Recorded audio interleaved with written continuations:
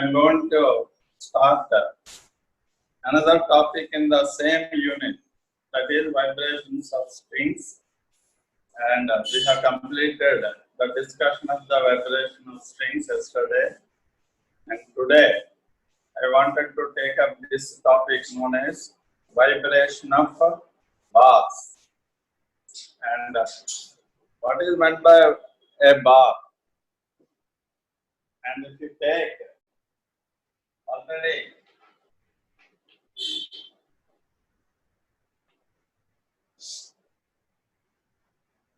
I have mentioned about a string. A string is a material whose thickness is very small when compared to its length. And that is known as a wire also. But if the wire is under tension, it is known as string. And we can only plug the string, or we can make it to disturb at different positions of the length of the string. That is meant by string. Then, what is meant by a bar? This is also called as rod. So this bar or rod should be a solid material, having characteristics like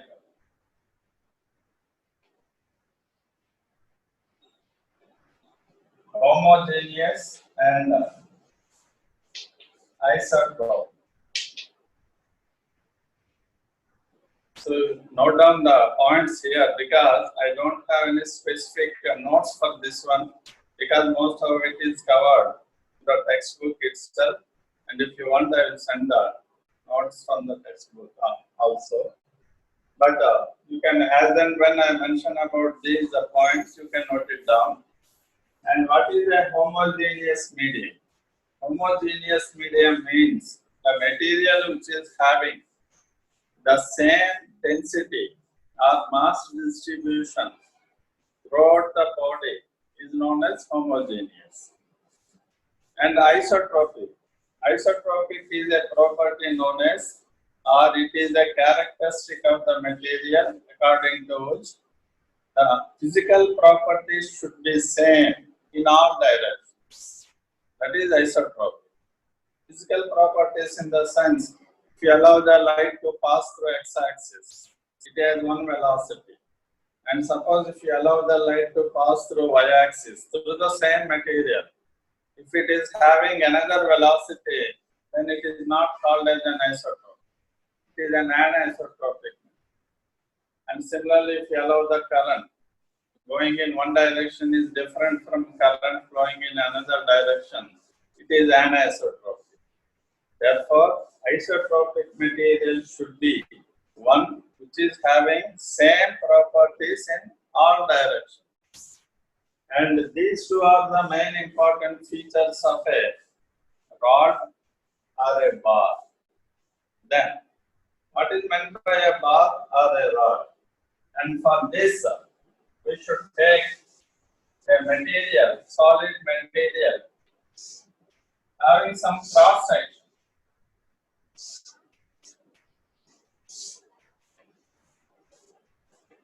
A cross section. This is a cross section. This is known as a cross section. And you take another cross section like this. So when compared to this length of the material, this cross section should be small. Our cross sectional area should be small. Usually, we will write the cross sectional area as small a. We should not write it as big A. Big A implies that it is large. So you write it as small a in the sense that the cross sectional area is small when compared to length. Therefore, those materials which are homogeneous, isotropic, having their cross section or cross sectional area very small when compared to a length is known as a rod or bar. And a rod, in the common sense, we will call it as rod. It may have a cross section like a circular cross section or rectangular cross section like that. So in general, this is considered as a bar. But for the explanation, I have taken a big cross section.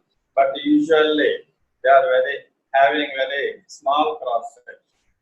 And you can take even a chalk piece also as a rod. And even if you take a pen, it is also can be considered as a rod. Then bar is having slightly different notation in the sense this bar is usually having large cross section, But we will discuss all those things later. But now let us consider the vibrations of bars. Vibrations of bars can take place in three ways. The first one is longitudinal vibration.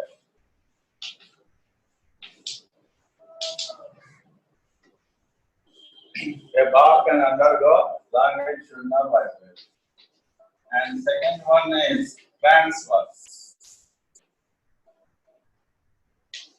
This is also called as lateral vibration. And the third type is torsional vibration.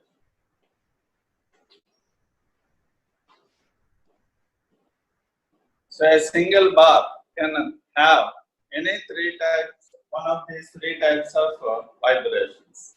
So longitudinal vibrations we will discuss in this class or for the next 2 to 3 classes. And suppose you take a rod or a ball like this.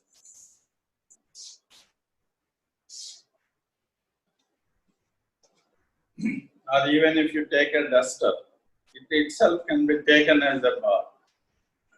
And suppose if you are applying some extensional or contractional force, like this. And as you can see, this force is parallel to the axis of the bar. In that case, the layers of the bar are disturbed.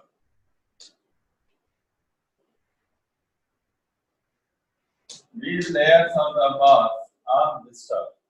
And they are disturbed in such a way that they have simple harmonic vibrations parallel to the axis. They are disturbed in such a way that these layers will be having their displacements parallel to the axis or length of the bar. In that case, the waves or disturbance will set in, and this disturbance moves like this, parallel to the axis. And if the displacement or disturbance of the particles are parallel to the axis or parallel to the displacement, then it is known as longitudinal vibration. If the disturbance is perpendicular to the propagation of energy, it is known as transverse vibration. Therefore, first, if you wanted to have longitudinal vibrations in the bar or rod, we have to apply a contraction force or extensional force on the bar parallel to the axis. Suppose you take this duster itself. Now apply a force. So even though we cannot see it, if you apply a long force at one end or both the ends simultaneously, there are some disturbances in the layers of the medium, and we have the propagation of longitudinal waves in the medium. But the important thing here is, whenever a bar or rod is having longitudinal waves, simultaneously it will have transverse vibrations. Transverse vibrations in the sense, if this is the axis of the bar, then, as I mentioned now, the layers are disturbing parallel to the axis. But if you wanted to have transverse vibrations, then the disturbance must be perpendicular to the axis. And that also takes place. And if you want, we can discuss that later in transverse waves or bars. In that case, what happens is, suppose you take a bar like this, and here the bar is disturbed in such a way that these are the different layers or axes of the bar. And now we will imagine the bar to be a composition of number of layers parallel to the axis. That is the difference. In the case of longitudinal waves, we are assuming the bar to be a composition of number of layers perpendicular to the axis. And here we will assume it to be a composition of number of layers parallel to the axis. So, whenever the disturbance takes place or the layers are disturbed like this, and if you imagine the bar to be a composition of layers like this, these are also disturbed. But whenever you consider longitudinal waves, simultaneously transverse waves also takes place, but these vibrations are very, very small in the sense the displacements of the layers in lateral direction, vertical direction is very small. Therefore, we will consider only the longitudinal vibrations in the bars. And as and when if you wanted particularly the transverse vibrations in the bars, then the material should have some other characteristics.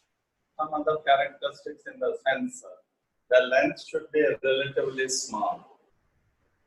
Not in the case of longitudinal vibrations. In the case of longitudinal vibrations, we will take the material should be relatively having large length when compared to its cross section. But now in this case, the cross section is relatively large when compared to length. In that case, we can consider transverse vibrations. Therefore, the point to be remembered is whenever the bar undergoes longitudinal vibrations, simultaneously transverse vibrations also sets in, but those are negligible. We won't consider both of them simultaneously. We will discuss the vibrations independent of one another. Next, torsional vibrations. Torsional vibrations are those vibrations which will take the change the shape of the body. And for this, already you may have studied about torsional pendulum like that. So one end is to be fixed, and we have to apply tangential force at the top layer. One layer is fixed. Suppose you take the duster and you fix the bottom of the duster, or you keep it on the table and pressing it like this, we apply a horizontal force parallel to the top layer. Then these layers are having a relative displacement with respect to the lowest layer. So they are displaced one after the other like this. So the whole shape of the body change, and if you apply a force like that, then the whole body is twisted. And sometimes you may have these type of torsional oscillations also in some applications, especially when you take cranes. And these cranes are having a particular property of lifting heavy loads. And there we will apply torsional force. And how do you apply torsional force? If you see the cranes very close, then you will observe that these cranes are connected with not rods but ropes made of steel. And these ropes are twisted. And when you apply a force, then these ropes are twisted and we will apply torsional force.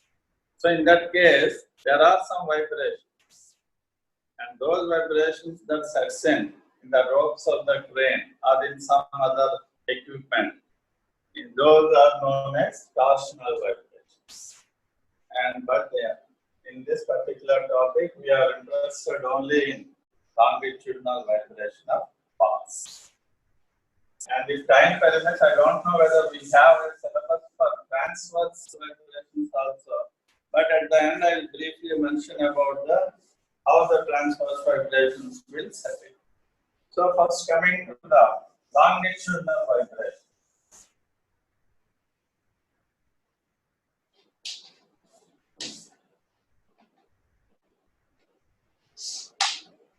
Let us consider the bar like this.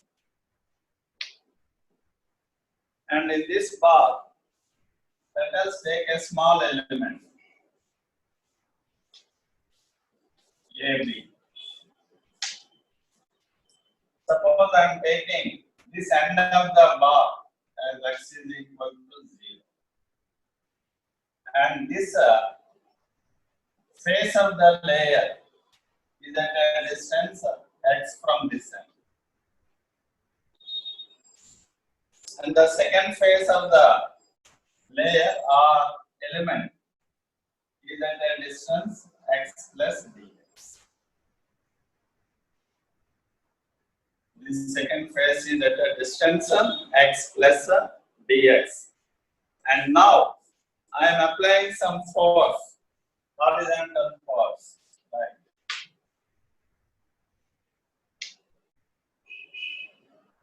Or you can apply extensional force or contractional force. Or even if you apply force like this also, this is known as contractional force. If you apply the force like this, they are known as extensional force.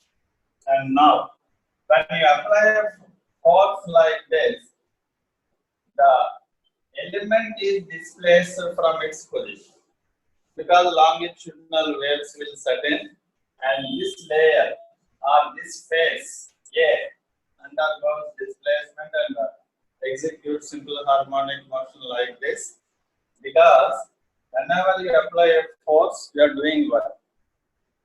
And you are doing work means energy is given to the system. And that energy given at one part of the system doesn't remain there. It will be transferred to the next layer. And that layer transfers to the third layer. And so on. The energy is disturbed. But the important thing here is this phase A will not go forward. It will go forward, of course, but it comes back because of inertia or because of restoring force, and it executes simple harmonic motion. Like that, we also execute simple harmonic. Therefore, the element AB also executes simple harmonic motion, and that sets in longitudinal waves in the bar. And now, how to calculate the equation for this displacement of the element? And let us take this element A, because of this force, is displaced to another position. For example, this is original position. Now A is shifted to A dash. And this is the original position of B, and B is shifted to B dash.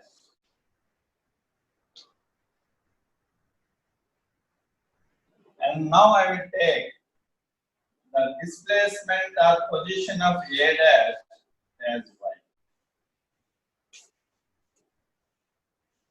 Now, the important point here is, what is the original length of the element dx?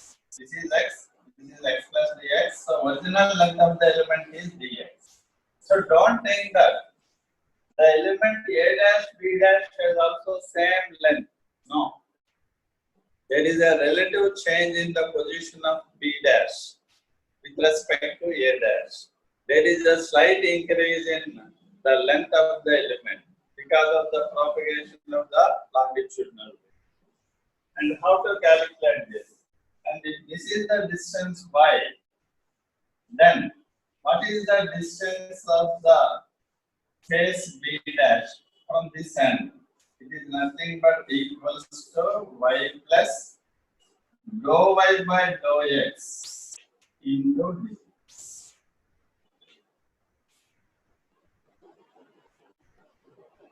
So this is the incremental change.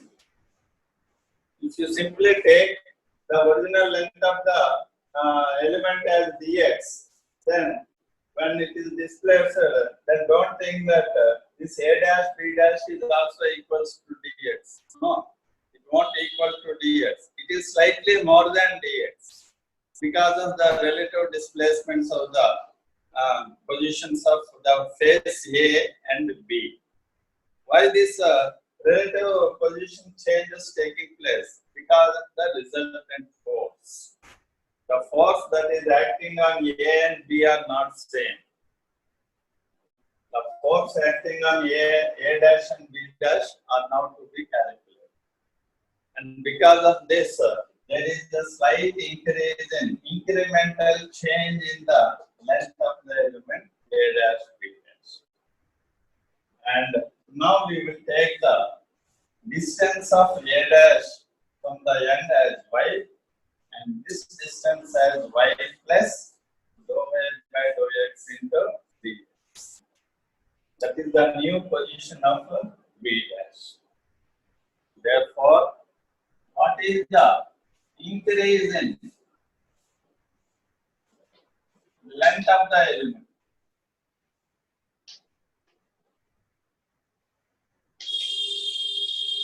Increase in length of the element is nothing but equals to y plus dou y by dou x into dx, original position.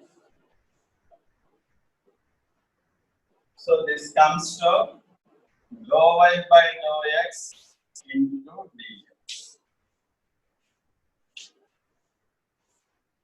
This is the origin, this is the increase in length of the element. Original length is dx, and now the length of the element is dou y by dou x into dx. And if you take the strain, and we know that strain can be expressed as increase in length by or increase in dimensions by original dimension. That is the general expression for strain.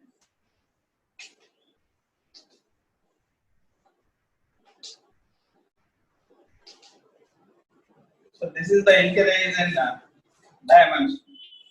Dou y by dou x into dx. And what is the original dimensions of the element? Dx. So dx cancels. This is dou y by dou x. That is strain. Now, if I take the Young's modulus of the material of the bar as y, then the expression for Young's modulus is stress by strain.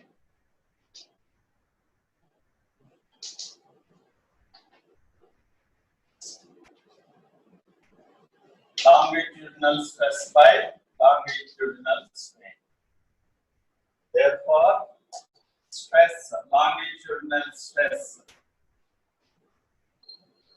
is equal to y into longitudinal strain. Longitudinal strain is nothing but dou y by dou strain. Therefore, if you take the expression for stress as y into dou y by dou x, then from the definition of stress itself, we know that it can be expressed as force per unit area. Stress is nothing but force per unit area.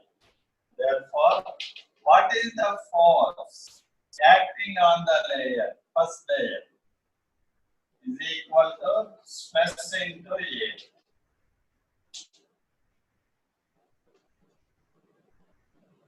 and I'm taking the area of the cross section as small a. For the bar, initially we assumed that area of cross section as small a. Then this equals to stress, and stress is y into dou y by. So this is the force acting on the first layer. And now, what is the force acting at the second layer? As I mentioned earlier, this force acting on the two layers is not same. They are slightly, the second one is slightly more than the first one. And because of this resultant force, the element is having some acceleration and it executes simple harmonic motion. So that is the principle involved in calculation of the displacement equation. And now, if you take the force acting on the second face of the element at B dash, then it equals to A into Y into dou by dou x of. Now, what is the distance of the layer? It is not y. Y is the distance of A dash. Now, the distance of layer B is y plus dou y by dou x into dx. So we have to take dou by dou x of this side. And if you complete this, we will get the expression for the force on the second layer of face is equal to A y. I am expanding this. Dou y by dou x plus A y dou square y by dou x square into dx. Second term. I am taking the second term A y into dou square y by dou x square into dx. And this is the force acting on the layer A dash, and this is the force acting on the layer B dash. Therefore, what is the resultant force acting on the element? Resultant force acting on the element is equals to equation 2 minus equation 1. Force acting on the face B dash minus force acting on the face A dash. So this comes to A y dou y by dou x plus A y dou square y by dou x square dx minus this one minus A y dou y by dou x. And these two are cancelled.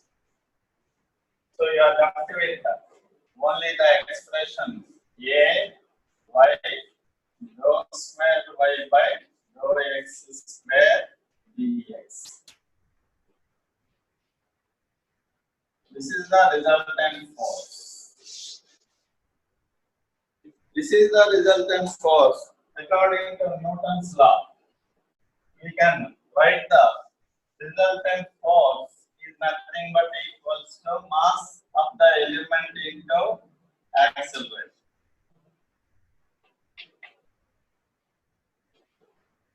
And what is the mass of the element? I am taking the thickness as dx and cross-sectional area as A. Thickness as dx. Therefore, mass is nothing but volume of the element into density of the element into acceleration. Mass is volume into density. And what is the volume of the element? Volume of the element is cross-sectional area into thickness. That gives volume. So it is A into dx into rho, density of the material, and acceleration, rho square y by rho t. This is the resultant force. And as you can see, these two are equal. They should be equal. The resultant force we have calculated according to the displacement of the layer, and this is the Newton's second law. So combining these together, we will get A into dx into rho into rho square y by rho t square equals to A into y into rho square y by rho x square into dx. So I'm cancelling dx. I'm cancelling a. Therefore, what is the expression we are getting? We are getting rho into rho square y by rho t square equals to y into rho square y by rho x. And let us bring this rho. And if you take this expression, this is similar to what already we have studied. Rho square y by rho t square equals to v square into rho square y by rho x square. And this is the general expression for second order differential equation of any wave motion, transverse wave, longitudinal wave, electromagnetic wave, whatever type of wave it is, we can extend the same rule here also. Therefore, comparing these two equations, we will get the velocity of the longitudinal wave that is established here in this bar. V equals to or v square equals to y by. Therefore, v equals to square root of y. So that is the derivation for velocity of longitudinal waves in a bar or in a rod. And as you can see, this velocity depends upon Young's modulus. It is the characteristic of the material.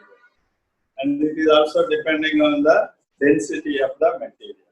And as you can see, the important third point is this velocity is independent of cross section. It doesn't depend on any cross section because there is no expression of small a here. It depends only on the type and nature of the material, Young's modulus of the material as well as density of the material. That influences the velocity of the longitude.